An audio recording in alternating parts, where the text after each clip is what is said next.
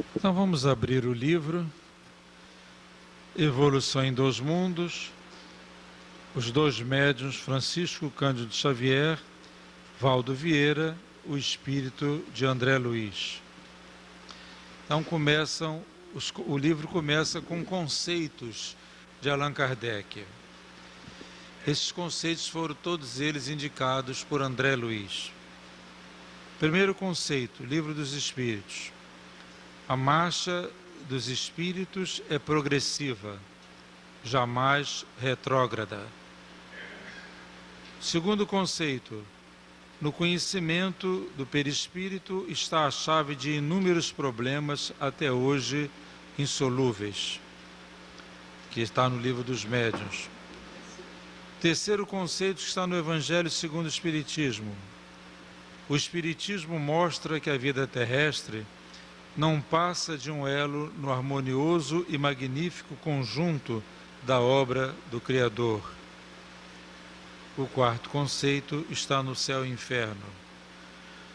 No intervalo das existências humanas, o espírito torna a entrar no mundo espiritual, onde é feliz ou desventurado, segundo o bem ou o mal que fez. E o quinto conceito está no livro A Gênese. O Espiritismo e a ciência se completam reciprocamente. A ciência, sem o Espiritismo, se acha na impossibilidade de explicar certos fenômenos só pelas leis da matéria. Ao Espiritismo, sem a ciência, faltariam apoio e comprovação. Então, André Luiz coloca de cada um dos livros básicos um conceito sobre o que nós vamos estudar. O livro em seguida tem um belíssimo comentário à guisa de prefácio de Emmanuel e um outro do próprio autor espiritual. E esses dois prefácios nós vamos deixar para que vocês mesmos leiam em casa, para não perdermos maior tempo com a nossa aula. E vamos partir logo para a primeira parte, dado que hoje nós só temos meia hora de aula, né? A primeira parte, então, diz assim: fluido cósmico. O que vem a ser fluido cósmico? André Luiz chama de plasma divino esse fluido cósmico. E diz assim: o fluido cósmico é o plasma divino, hausto do Criador ou força nervosa de todo sábio. Nesse elemento primordial vibram e vivem constelações e sóis, mundos e seres, como peixes no oceano. Cocriação em plano maior. É o segundo título.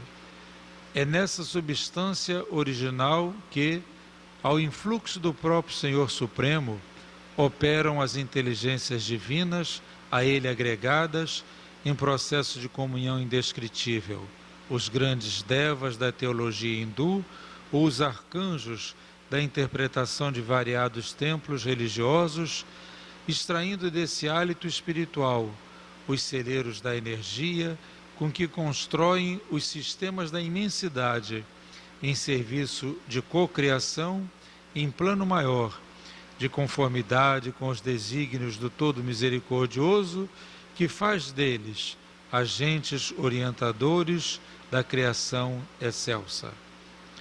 Essas inteligências gloriosas tomam o plasma divino e convertem-no em habitações cósmicas de múltiplas expressões, radiantes ou obscuras, gaseificadas ou sólidas, obedecendo a leis predeterminadas, quais moradias que perduram por milênios e milênios, mas que se desgastam e se transformam por fim, de vez que o espírito criado pode transformar ou cocriar, mas só Deus é o Criador de toda a eternidade. Então vamos começar a estudar e interpretar esse texto. O autor espiritual, nosso sempre querido e lembrado André Luiz, fala assim: o fluido cósmico é o plasma divino, e ele põe de uma maneira simbólica a seguinte informação: hausto, ou então sopro, do Criador, ou força nervosa de todo sábio. Quando ele fala em força nervosa, ele está lembrando do corpo humano, quando fala no nosso sistema nervoso, que é um dos sistemas principais. No corpo humano tudo é principal, tudo é importante, mas o sistema nervoso é um dos grandes sistemas do nosso corpo humano. E quando nós entendemos assim, o fluido cósmico é o hausto criador, ele quer dizer assim, é a fonte aonde residem todas as energias aonde nós estamos situados. Allan Kardec chama de fluido cósmico universal. Leon Denis chama o grande reservatório do mundo invisível. André Luiz chama de plasma divino, ou seja, é o lugar onde estão concentradas todas as energias capazes de fazer com que os mundos sejam mantidos, sejam criados. Como é que nós vamos explicar a existência desse fluido cósmico? Nós não explicamos, nós só constatamos. Não há uma explicação para nós. Nós tentamos descobrir o que é isso, mas em realidade nós apenas constatamos. É como uma força elétrica. Na verdade, a gente busca para cá, busca para lá, mas não tem explicação para a existência da força elétrica, mas a gente sabe que ela existe. E assim é o fluido cósmico universal. Ele existe, nós vivemos nele. E Allan Kardec diz que é nesse fluido cósmico que nós criamos uma força pessoal, também como nós criamos a força coletiva, a força do mundo em que nós vivemos. Essa força pessoal que se constitui no nosso próprio clima externo é o que nós captamos desse fluido cósmico universal. Então, ele quer dizer com isso que a nossa energia está de acordo com a nossa capacidade, ou a capacidade que nós temos de absorver do grande fluido cósmico uma força que nos faça fortes. Há algumas almas mais capazes, significaria que elas têm capacidade de absorver mais fluido cósmico. Outras almas menos capazes, elas absorveriam menos fluido cósmico. Quando é que isso se dá? Quando é que essas almas têm mais capacidade de absorver esse fluido cósmico? Na medida em que elas próprias progridem, na medida em que elas próprias se elevam, na medida em que elas próprias são capazes de estar em sintonia com essas forças, essa força cósmica, quero dizer, e, portanto, fazer dele próprio uma fonte de convivência ou de cocriação com a força universal. Aí André Luiz explica para nós na cocriação em plano maior. Antes de falarmos na cocriação em plano maior, vamos ainda lembrar de Kardec e de Leon Denis simultaneamente, que dizem assim, que nós criamos de acordo com o que nós somos capazes de criar. Então, uma pessoa vivaz, inteligente, alegre, feliz, ela vai criar coisas felizes, ela vai criar vibrações de paz, de luz. Um espírito mais inferior, menos inferior, ele fará o contrário. Ele será capaz de transformar esse fluido cósmico naquilo que ele é capaz de transformar, ou seja, em forças tristonhas, de má vontade, de indiferença. Então a gente diz assim, quer dizer que o fluido cósmico é Deus? Não, o fluido cósmico é de Deus. E a criatura, quando pega aquele fluido cósmico, se ela não tem elevação, ela transforma aquilo em matéria feia, infeliz ou inferior. Exatamente como se nós pegássemos a água e o cimento e uma massa qualquer. Nas mãos de uma pessoa capaz, aquela água e o cimento vira uma construção. Na mão de uma pessoa incapaz, aquilo vira uma massa, uma lama, vira uma coisa qualquer no chão. A pessoa capaz transforma o fluido cósmico em mundos de luz, de felicidade. A pessoa incapaz transforma o fluido cósmico em lugar de tristeza e de angústia. Esse fluido cósmico, portanto, ele tem a ver com a nossa elevação. Quanto mais um mundo tiver pessoas capazes de transformar o fluido cósmico em fluido de luz, poderemos dizer que este mundo é um mundo de luz. Quando nós temos um mundo somente composto de pessoas inferiores, nós temos o mundo das trevas. Um exemplo interessante é apresentado por Emmanuel no livro Ave Cristo. Não, Renúncia, melhor dizendo, Renúncia. Quando ele coloca Alcione em Sírios, uma estrela, como todos nós sabemos, bem mais, uma estrela brilhante, uma estrela bem forte, um corpo celestial muito mais interessante do que a Terra. E lá é um mundo feliz, é um mundo de luz. E Alcione, que vivia naquele mundo de luz, de alegria, ela se dirige à Terra. E nisso que ela sai de Sírios e se dirige à Terra, um outro espírito vai chegando a Sírios e vê Alcione, que ainda era um foco de luz naquele momento, se dirigindo à Terra, e esse espírito chegante diz assim: quem é aquela que se dirige ao planeta das sombras? Então, para aquele espírito de luz, que já era capaz de só enxergar a luminosidade, ele entendia que a Terra, por ser um local de espíritos mais infelizes do que felizes, criava então, em torno da sua atmosfera, em torno do fluido cósmico que Deus deu à Terra, criava uma sombra, criava um planeta de sombras. Aí nós começamos a pensar que em realidade a construção da alegria está dentro de nós. Na medida que a nossa própria alma for se elevando, for capaz de construir mundos de mais felicidade, de mais alegria. Nossa casa pode ser alegre ou triste, pode ser bela ou pode ser feia, pode ser superior de um ponto de vista de alegria espiritual e pode ser inferior também. Casas alegres, casas felizes, casas pesadas. Meu Deus, quando eu entro na casa de fulano, parece que desce uma cortina, um peso sobre mim. É porque a criatura cria na atmosfera psíquica da casa aquele ambiente de tristeza.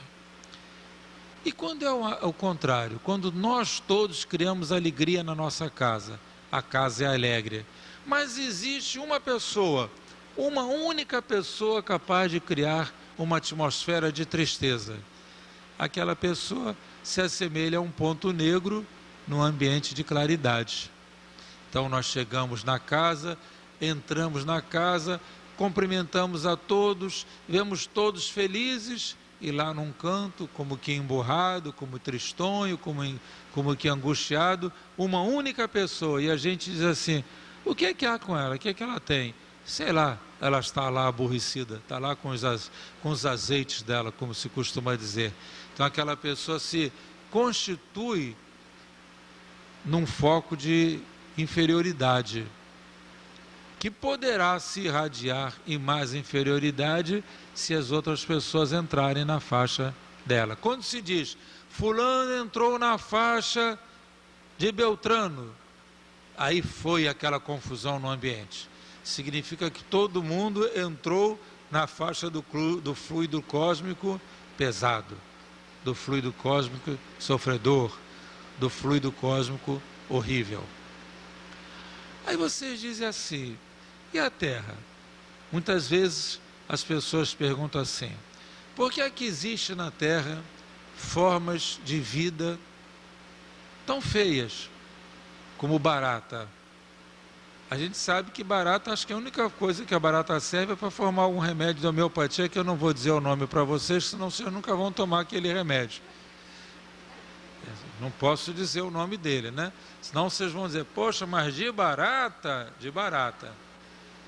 Não me pergunte como é feito, que eu também não tomo remédio, né? Mas ele é feito de barata. Mas ela deve ter outras funções que a gente ignora e que deve ter. Aí uma vez, conversando com a dona Ivone Pereira, eu falei com ela assim, dona Ivone, por que é que Deus criou a barata? E ela disse assim, mas quem que disse que ele criou a barata? Está na obra da criação, naturalmente, foi criação dele. E ela disse assim, e quem te disse que isso não são as sobras da criação?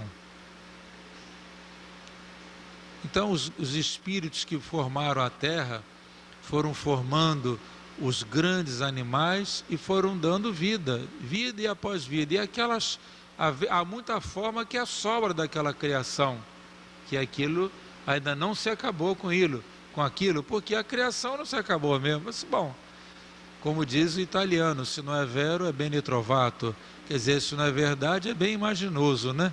Quer dizer, de repente são as sobras dos dinossauros, são as sobras dos grandes monstros que ainda estão por aí em forma de ratos, de barata e de outros animais, não é isso mesmo? Que são grosseiros ainda. Vocês já imaginaram, sem falar mal dos ecologistas, mas vocês acham que a Terra vai ter lugar durante muitos séculos para o elefante, para o crocodilo? A própria Terra, pela sua transformação, vai começar a achar que esses animais não têm mais vez aqui. Talvez possa se ter lá num museu, talvez uma criação lá bem reduzida, numa área bem reduzida, para a gente saber como é que é um crocodilo, como é que é um animal desses pré-histórico. Mas na realidade, a gente pergunta, o que é que um bicho desse faz na Terra? Que me perdoem os ecologistas, mas o que é que um bicho desse faz na Terra? Não vai ter vez para eles daqui a alguns séculos, daqui a algum tempo. Não vai ter vez, eles vão perder a vez dele aqui, porque o próprio fluido cósmico nosso vai se transformar tanto que nós não vamos aceitar mais esse tipo de espécies.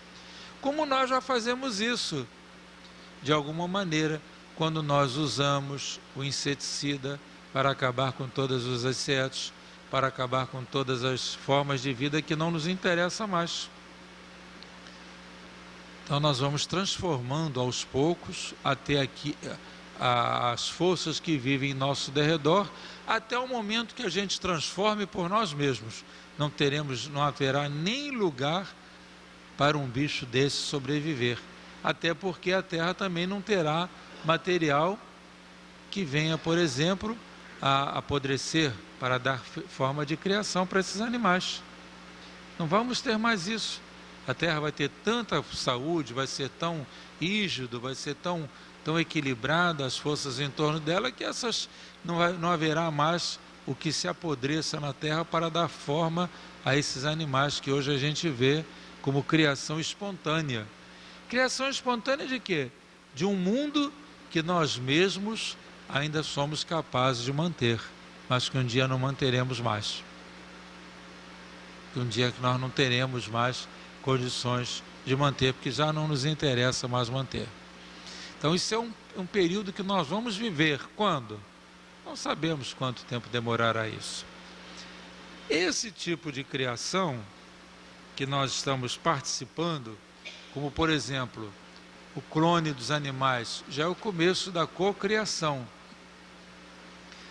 Começou, conforme diz André Luiz, com os espíritos superiores, ou seja, as inteligências divinas. Diz assim André Luiz, é nessa substância original, que é o influxo do próprio Senhor Supremo, quer dizer, sob o amparo, sob as forças, sob a sustentação do Senhor Supremo, operam as inteligências divinas a ele agregadas. Ele aqui dá uma informação interessante. as inteligências divinas a ele agregadas.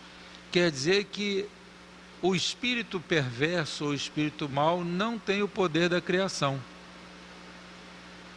Ele tem o poder da criação relativo, mas não absoluto, como essas forças tiveram, essas inteligências divinas tiveram, a eles agregadas em processo de comunhão indescritível. Quer dizer, nós não conseguimos entender como seria esse processo de comunhão desses espíritos na obra de Deus. Mas esses espíritos teriam uma estabilidade para criar. Não esqueçam disso. Eles teriam uma estabilidade para criar, senão eles estariam dividindo a ideia de Deus. Como é que seria essa estabilidade? Reparem vocês o clone. A Terra ainda está tão complicada que ainda tem gente que aceita o clone, tem gente que não aceita o clone, tem gente que diz que aquilo é invasão nos domínios de Deus, tem gente que diz que isso não é possível. Prova que a Terra ainda está dividida, não há um consenso. Daqui a alguns séculos talvez haja um consenso para a criação dessas forças, dessas energias clonadas. Talvez daqui a alguns séculos exista essa harmonia, essa conceituação única.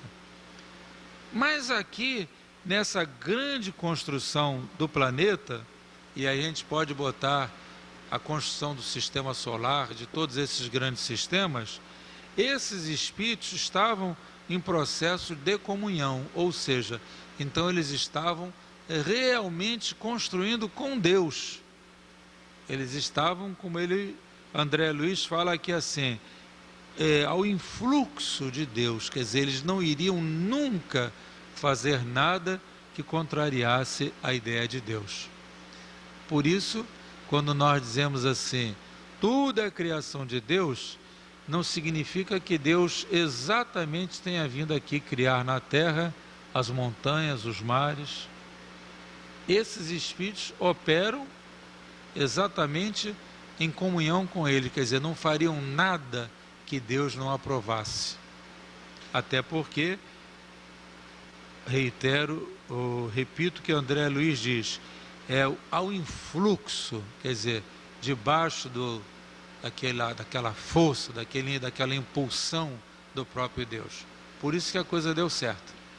Por isso que tudo isso tem uma coisa que nós não repetimos habitualmente, mas tudo isso obedece a uma unidade. A unidade é um só. Há uma uniformidade, há uma unidade. Tudo se volta para Deus. Tudo tem um projeto comum, que é a ideia de Deus. A ideia que Deus quis dar a todos nós. Aí ele diz assim, quem são esses espíritos, essas inteligências divinas? Os grandes devas, que eram os espíritos superiores da teologia hindu, os arcanjos dos variados templos religiosos, ele diz assim, todos esses espíritos, extraindo desse hálito espiritual os celeiros da energia com que constrói os sistemas da imensidade em serviço de cocriação, em plano maior, de conformidade com os desígnios do Todo-Poderoso. Essas inteligências gloriosas, é um outro nome que ele dá para as inteligências divinas, tomam o plasma divino e convertem-no em habitações cósmicas de múltiplas expressões, radiantes ou obscuras, gaseificadas ou sólidas, obedecendo às leis predeterminadas, quais moradias que perduram por milênios e milênios, mas que se desgastam e se transformam. Então, esses espíritos, eles agem no sentido da construção de casas para habitarem os espíritos, para nele habitarem os espíritos superiores ou não. Então, eles vão construir casas, novamente a inteligência, né? Vão construir casas espirituais ou casas siderais, melhor dizendo, de acordo com a elevação dos espíritos que precisam daquelas casas. Então eles colocarão num planeta igual à Terra, espíritos de condições mediana. Como também já fomos, aqui na Terra, espíritos bastante mais inferiorizados. Em lugares mais elevados, que nós não sabemos quais são, mas Sírios seriam desses exemplos, eles criariam essa casa de acordo com as necessidades dos espíritos que os espíritos superiores possuem. Então, na Terra, a necessidade da sobrevivência é patente. Então, eles criam a fertilidade para que o homem possa aprender a plantar, para que o homem possa aprender a pescar, para que o homem possa tirar dali o alimento. Por isso, eles criam um planeta de acordo com as necessidades dos espíritos que ali habitam. Então, naquele momento que eles criam a terra e dão tanta fertilidade à terra, não foi um prêmio, não foi uma bonificação, não. Foi uma condição para que nós pudéssemos sobreviver ali dentro. Então, aquela necessidade do momento que o nosso espírito possui é a necessidade do planeta ou do mundo sideral que vai ser criado. Então, em alguns lugares, será um planeta como o nosso. Em outros lugares, outros tipos de vida. Por isso que é muito interessante quando os homens tentam interpretar a ideia de Deus dizendo que vai ter vida como a da Terra, como se a forma de viver da Terra fosse a única forma compatível com a criação. Em realidade, nós não sabemos que outras formas de vida existem nos outros mundos e que tipo de alimentação de vida que eles precisam. Uma sonda que caísse, vinda de um outro planeta, que caísse na floresta amazônica, daria uma informação diferente de uma sonda que caísse dentro do oceano, que caísse lá no Afeganistão ou que caísse lá no deserto do Saara. Ele daria informações totalmente diferenciadas. Por quê? Porque estes mundos, estes lugares do mundo, eles apenas mostram as necessidades que os habitantes daquele local precisam, necessitam para a sua própria sobrevivência. Então, por isso que nós vamos dizendo assim, nós vivemos no mundo de acordo com a criação que foi nos dada. E nós vamos transformando, porque na medida que a nossa evolução vai se fazendo, esses espíritos vão deixando aos nossos cuidados a condução daquele mundo. Aí assim nós temos, por exemplo, no Rio Grande do Norte, extensas áreas já desertificadas, um deserto mesmo. Em Salvador, extensas áreas já com bastante deterioração do ambiente e por aí afora, que já é o homem sendo responsável pelo que ele faz. Então, neste momento, qual é a grande preocupação que o homem está sendo alertado? É para a água. Já está começando a ter preocupação com o futuro da humanidade com a água. Por quê? Porque o homem não está cuidando das suas fontes de manutenção de água. Então, o homem está tendo liberdade de criar o próprio destino dele. Aquilo se faz para a casa da gente, material, se faz para o nosso planeta, se faz para o nosso país, dando a consciência daquilo que nós queremos para nós mesmos, e se faz para a nossa casa espírita. Casa espírita extremamente desconfortável, característica das almas que ali estão. Casa espírita extremamente confortável, quase que nos impedindo de ter um mínimo de desconforto. Tudo é previsto para dar conforto absoluto. Parece que tem casa assim, né? Vocês não sabem, mas tem casa assim. Uma vez eu participei da inauguração de um centro espírita, todo pronto, não havia nada mais para fazer. Eu ainda brinquei com a pessoa que me levou, disse: esse centro espírita não vai para frente. Por quê? Está todo pronto, todo acabado, não está tendo, as pessoas não estão tendo participação.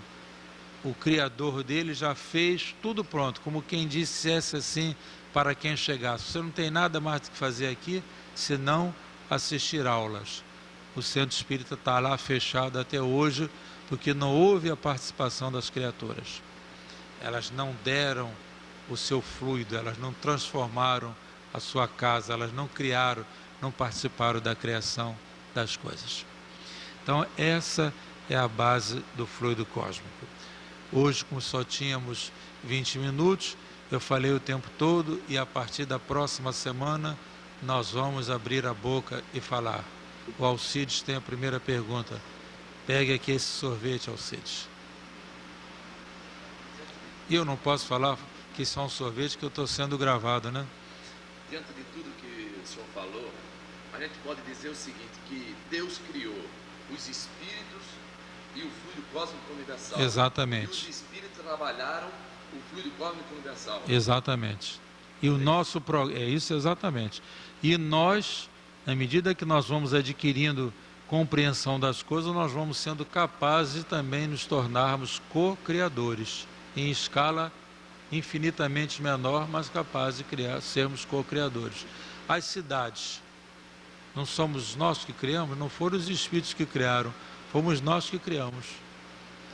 Por isso que as cidades, elas vão apresentando também as marcas do povo que a habita, e também elas vão se transformando de acordo com a própria necessidade que os homens vão observando nelas.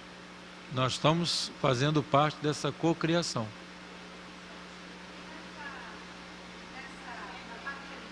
Aqui. Fala para lá. Fala alto.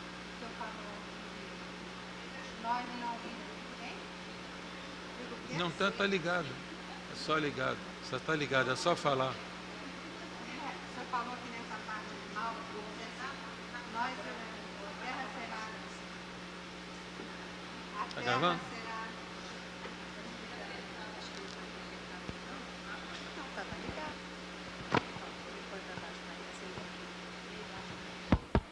Já está. Quando você falou que nós evoluiremos e não haverá, nós não veremos criaremos mais esses animais. Mas você falou de forma como, se eu não sei repetir agora, como nós criássemos de alguma forma esses animais, contribuíssemos para a criação. Não são eles mesmos que, por seu magnetismo pesado, não absorverão mais o fluido que será mais utilizado? Exatamente isso. Ela fez uma pergunta baixinha, não deu para vocês ouvirem, mas ela perguntou o seguinte: quer dizer que na medida que nós formos evoluindo, nós não criaremos mais essas formas pesadas? Nós não fomos nós que criamos, mas nós já estamos interferindo. Alguns animais domésticos, quantas formas de cães o homem já cria atualmente? Dos mansos aos pitbulls da vida, que não são formas naturais, são transmutações que nós fazemos. Então, esses espíritos siderais também irão determinar o término da vida desses grandes animais. Volto a dizer, daqui a alguns séculos, o elefante, o jacaré, será um animal pré-histórico, porque esses próprios espíritos já irão dizer, não há mais necessidade da manutenção desses espíritos. E nós mesmos, por nós mesmos, nós já estamos acabando com eles. No Quênia, o governo foi obrigado a criar uma reserva para a manutenção dos elefantes. Por quê? Porque os elefantes, com a fome natural, estavam invadindo as fazendas. E o que os fazendeiros estavam fazendo, vendo as suas fazendas prejudicadas? Estavam matando os elefantes. Então já estava quase que exterminados. Foi preciso que o governo fizesse uma reserva natural para que alguns elefantes, uma série de elefantes, pudessem sobreviver. Então o próprio homem vai ser a pessoa, o ser que vai determinar o término de certas formas de vida. É por aí. Mais alguma pergunta aí? Parecidinha? Aqui. Sorvetão. Não sei se eu perdi alguma parte da explicação, mas essas inteligências divinas, passa ser uma ideia de que elas já estavam prontas. As inteligências, quando construíram o mundo, passaram pelo caminho do progresso, como os espíritos. Em outros mundos que nós não conhecemos. Ah, tá. Em outras situações que nós nem sabemos. Sim. Mas na medida que Deus cria, vai botando essas inteligências divinas que já fizeram o seu progresso, sabe-se lá quando, em que lugar, e criaram por si sós essas forças que é a Terra, esse mundo que é a Terra. É como se nós, a Aparecidinha fez a seguinte pergunta: então essas inteligências divinas já eram criadas, já eram evoluídas? Já. Onde fizeram a sua criação? Não sei lá que mundo, de onde que mundo elas vieram. Mas para a gente entender melhor isso, vamos lembrar de Brasília. Aquilo lá era um planalto, não havia nada. E o que é que o homem fez? O homem planejou, ele criou uma cidade. Não vamos aqui entrar na crítica se foi útil, negativo, positivo, isso não vem aqui ao caso. Só vem mostrar que houve um determinado momento em que alguém disse: faça-se uma cidade, e a cidade se fez. Nesse mesmo, alguém planejou, chamou alguém para planejar, alguém para construir, e a cidade se fez. Com defeitos, com erros, isso aí não é o nosso propósito aqui de discutir, mas alguém fez isso. Então, num outro nível, foi assim que ocorreu com a Terra e com todos os outros mundos. Inteligências que a gente não pode nem imaginar quais sejam, foram capazes de fazer a manipulação de todas essas forças. A gente sabe que existem assim, leis que proíbem a extinção de alguns animais, como a baleia, jacaré, né? Quando as pessoas... há um certo exagero, um desconhecimento. A gente pode dizer que isso é função do desconhecimento desse processo de extinção dos animais? Ou... Essas leis, de um modo geral, elas objetivam mais o interesse econômico do que qualquer outra coisa. Eu acho que a gente pode, sem sombra de dúvida, dizer que há naturalmente aqueles que são sinceramente interessados na sobrevivência dos animais, mas há muita gente que tem interesse mesmo financeiro. Tanto é que em algumas regiões do Canadá se matam golfinhos numa boa, e não há quem se matam filhotes de baleias numa boa. E há pouco tempo um grupo desses ativistas tentou filmar, isso apareceu na televisão, tentou filmar os pescadores que faziam isso, eles foram expulsos a tiros. Eles não puderam filmar toda a morte de baleias. E o Canadá é um dos países que assinou o projeto de manutenção das baleias. O Japão, por sua vez, sabe que aquilo é uma força econômica tão grande para o país dele que não assinou esse projeto. Ele sabe que se ele fizer isso, o governo que fizer isso não vai ser reeleito, porque aquilo é uma atividade econômica de vulto no país. Aqui no Brasil, eles começaram a matar tanto jacaré que estava acabando de extinção, então eles foram mais engenhosos. Eles criaram as chamadas fazendas de jacarés, ou seja, eles criam jacarés em cativeiro para dar atividade econômica.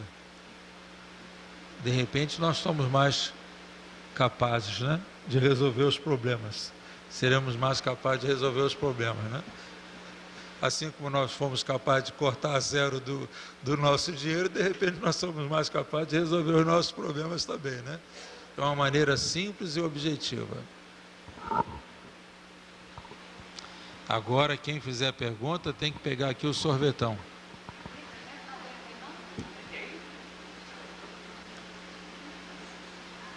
Isso não iniba vocês, hein? Ao contrário, até prepare vocês para falar aqui de público. Inibe um pouco, sim, né? Mas, Altivo, aí não há diferença entre a extinção natural e a matança sem regra. Então, o que estaria previsto até pela lei divina seria essa extinção natural. Então, todo ecologista, todo o trabalho em defesa desses animais ainda faz sentido, preservando todo esse equilíbrio ecológico, mas deixando para a natureza fazer essa extinção por ser natural.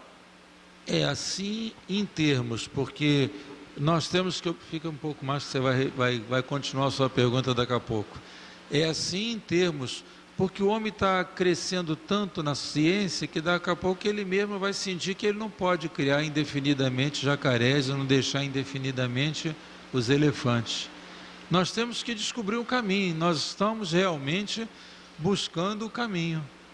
No próprio Canadá, de quem eu falei ainda há pouco, uma vez nós vimos uma coisa muito interessante na cidade de Montreal.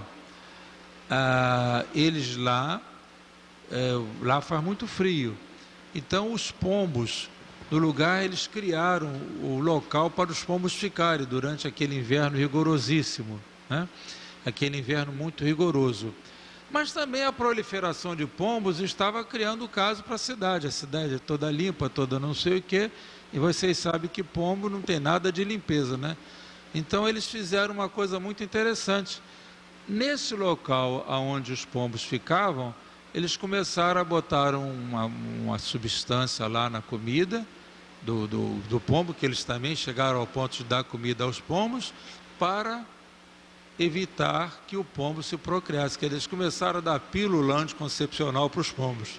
Então os pombos deixavam de se reproduzirem. Olha o homem fazendo... Mas lá é um país assim, já imaginaram? Aqui no Rio de Janeiro, ali na Praça Tiradentes, aquela pombarada toda, nós vamos botar a pílula anticoncepcional ali, não vai dar tempo, que nós não temos essa condição. Então vocês vejam que esse negócio é meio complicado e nós estamos descobrindo o caminho das pedras ainda, né? Mas o que o homem está fazendo é que ele está mostrando que ele é capaz de fazer. E ele um dia vai ter que chegar a esse consenso.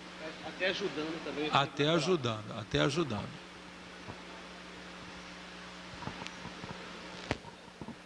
Hein, Cíntia? Todo mundo está gostando do sorvetão, já vi tudo, hein? Quantas pode fazer? Daqui a pouco eu vou ser expulso daqui para vocês ficarem aqui.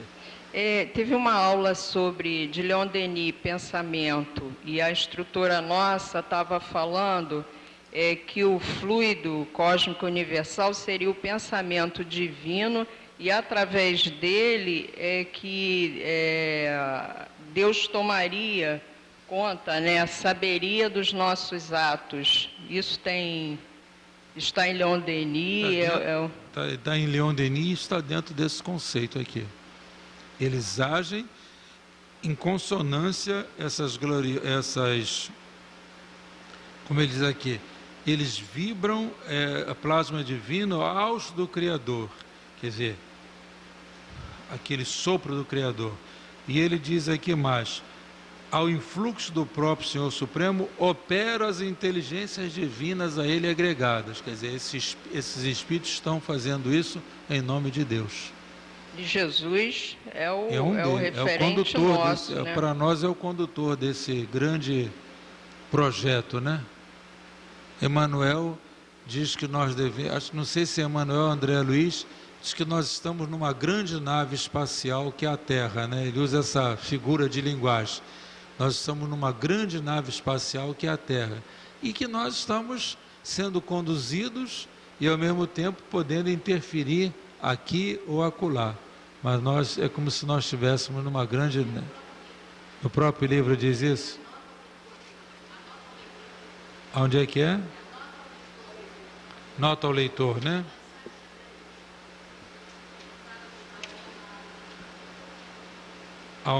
Navio prodigioso, esse aí que você disse.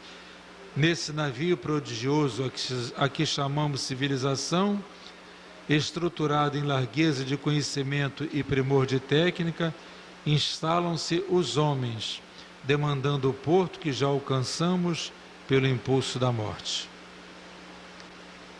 Alguma pergunta mais? Alguma coisa mais? Então vamos encerrando a nossa aula aqui de hoje, e a próxima aula, com muito mais propriedade, virão o Nagá e o Formiga dar aulas para nós. Vamos fazer a prece. Tá bom. Vamos fazer a nossa prece.